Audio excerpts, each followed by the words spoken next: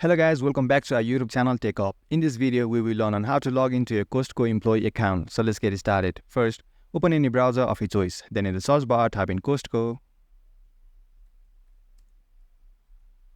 Employee, then hit enter. Then tap on the website having URL as costco.com. In my case, it's the first one. Now to log into your employee account, make sure to tap on Current Employee Login button. And here you need to provide your username and your password to log into your account. So go ahead and type your username in the text field given for username. Then type your password in the text field given for password. Now to log into your account, all you gotta do is tap on the sign in button and you'll be successfully logged into your account if you got your credentials correct. And guys, that was it. I hope you found this video helpful.